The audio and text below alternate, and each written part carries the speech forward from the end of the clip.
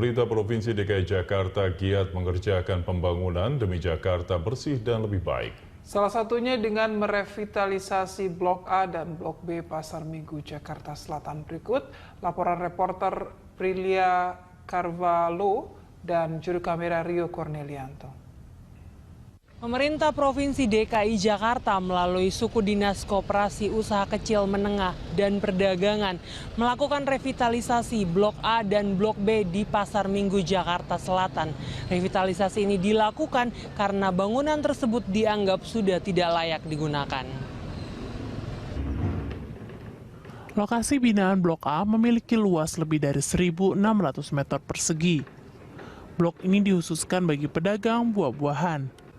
Selama ini lokasi ini tampak kumuh dan jorok.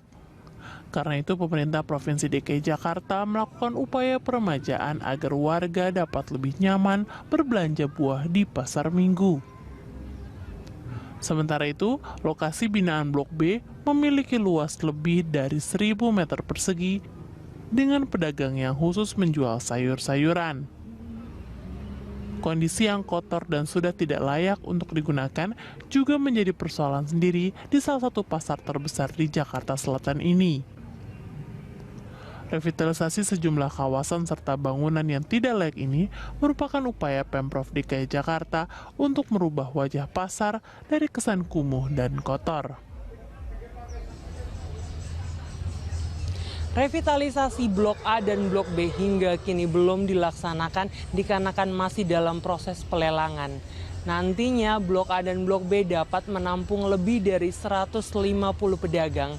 Sebagai informasi tambahan, di Pasar Minggu ini juga terdapat lokasi binaan Blok C yang kini telah direvitalisasi menjadi pusat kuliner di sini. Prilia Carvalho, Rio Cornelianto, Berita 1 Jakarta. Pemprov DKI hari ini melakukan pencanangan HUT ke-490 Kota DKI Jakarta. Pencanangan ini bertema Beragam Bersatu Melayani. Ya, acara ini dihadiri oleh PLT Gubernur DKI Jakarta Jarod Saiful Hidayat dan sejumlah pejabat Pemprov DKI Jakarta.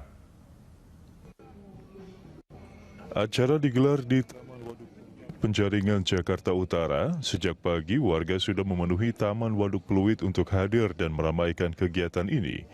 Jarod beserta rombongan yang hadir langsung disambut lewat prosesi adat Betawi, yakni palang pintu. Menyambut ulang tahun Kota Jakarta ke-490 tahun, Jarod mengajak agar seluruh warga DKI Jakarta dapat bersatu dalam keberagaman. Jadi kita tema HUT itu selalu kita jadikan fokus kita dalam bekerja ya. Jadi tema yang kemarin ya, itu kan temanya itu bersih, maju, melayani, gitu ya. Yang tahun Puncak perayaan HUT Jakarta ke-490 akan berlangsung pada tanggal 2 Juni 2017 lewat upacara dan rapat paripurna. Selain itu juga akan ada peresmian beberapa proyek yang selama ini sudah dikerjakan oleh Pemprov DKI Jakarta di bawah kepemimpinan Basuki Cahayapurnama dan Jarod Saiful Hidayat. Acara pencanangan ini juga diisi dengan pelepasan 490 ekor merpati yang melambangkan kesetiaan. Merpati sebagai simbol kesetiaan rakyat Indonesia terhadap Pancasila serta mengajak seluruh rakyat Indonesia, terlebih warga Jakarta untuk hidup dalam keberagaman dan saling menjaga kerukunan tanpa ada diskriminasi. Kristo Suryo Kusumo, Kesa Panaji, Rizky Andrianto, Berita 1 Jakarta. Lahan seluas 10 hektar yang padat penduduk diubah Pemprov DKI Jakarta menjadi sebuah taman yang kini selalu ramai dikunjungi oleh masyarakat. Waduk Pluit kini menjadi tempat favorit warga Jakarta Utara untuk berolahraga ataupun sekedar bersantai bersama keluarga. Berikut liputan Kristo Suryo Kusumo dan juru kamera Kesa Panaji serta pilot drone Rizky Andrianto. Di atas lahan seluas 10 hektar ini di Jakarta Utara, Pemprov DKI Jakarta mengubah sebuah pemukiman yang dulunya padat penduduk menjadi sebuah taman di tepi Waduk Pluit yang dapat dinikmati oleh warga-warga yang berada di sekitar Taman Waduk Pluit ini. Dan tidak hanya itu, di Taman Waduk Pluit ini dilengkapi juga dengan sejumlah fasilitas seperti lapangan futsal dan juga ada lapangan basket dan juga sejumlah jogging track yang dapat digunakan oleh masyarakat di sini untuk berolahraga. Dan juga tidak hanya itu, sejumlah alat gym juga ditempatkan di Taman Waduk Pluit ini dan juga terlihat seperti adanya alat gym seperti seated bike, lalu air walker serta seat leg press yang ini menjadi salah satu fasilitas favorit yang selalu digunakan oleh para warga yang berkunjung ke Taman Waduk Pluit ini untuk berolahraga dengan menggunakan fasilitas ini. Dan tidak hanya itu, tidak semua warga mengunjungi Taman Waduk Pluit ini untuk berolahraga, namun hanya untuk sekedar berjalan-jalan, lalu untuk juga sekedar duduk dan melihat suasana dan pemandangan yang ada di sekitar Waduk Pluit ini. Dan juga diharapkan nantinya Pemprov DKI Jakarta dapat membuka sejumlah tempat-tempat serupa agar nantinya dapat memberikan ruang bagi masyarakat Jakarta untuk saling berinteraksi dan memiliki gaya hidup yang lebih sehat. Kristus Sedekusumo, Kesa Panaji, Berita 1, Jakarta. Selain itu, pemirsa, PLT Gubernur DKI Jakarta Jarod Saiful Hidayat menjadi inspektur upacara Hari Kebangkitan Nasional di Silang Monas. Jarod meminta PNS memberi pelayanan terbaik dengan semangat kebangkitan nasional.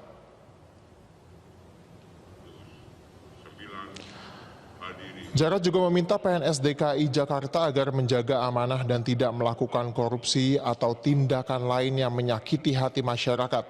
Jarod berharap Hari Kebangkitan Nasional menjadi momentum perubahan Pemprov DKI Jakarta yang lebih baik. Jarod juga meresmikan 2 bus pariwisata baru Transjakarta.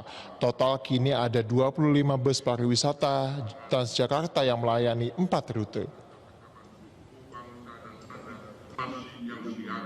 Memberangus setiap pemikiran. Program Nawacita yang disusun pemerintahan Joko Widodo dan Wakil Presiden Yusuf Indeks kesenjangan tersebut. Bahkan negara-negara maju pun berkutat dengan isu kesenjangan para peletak dasar bangunan kebangsaan. Jika tidak ada satu anak bangsa pun yang kiranya tema pemerataan pembangunan 500 desa yang belum mendapatkan aliran listrik.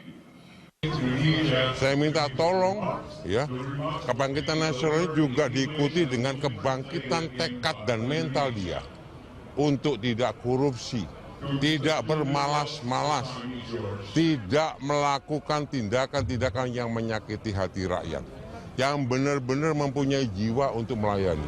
Mental-mental seperti ini yang harus dibangkitkan ya. Anda menyaksikan News Update. Pernyataan tegas Presiden Joko Widodo yang akan menggebuk bahkan menendang organisasi masyarakat atau ormas anti Pancasila dan ormas yang berhaluan komunis diapresiasi banyak pihak. Salah satunya adalah Ketua Dewan Kehormatan Partai Golkar Akbar Tanjung. Tindakan tegas Jokowi mendapat apresiasi dari berbagai pihak, khususnya dari Partai Golkar. Ketua Dewan Kehormatan Partai Golkar Akbar Tanjung memuji tindakan tegas dari Presiden Joko Widodo ini. Menurutnya, kehadiran ormas yang tidak sejalan dengan Pancasila yang merupakan ideologi negara sudah seharusnya diberikan peringatan. Pernyataan gebuk dari Joko Widodo menurut Akbar Tanjung merupakan tindakan yang sangat tegas dan ia berharap agar ormas anti Pancasila sudah benar-benar hilang dari negara ini.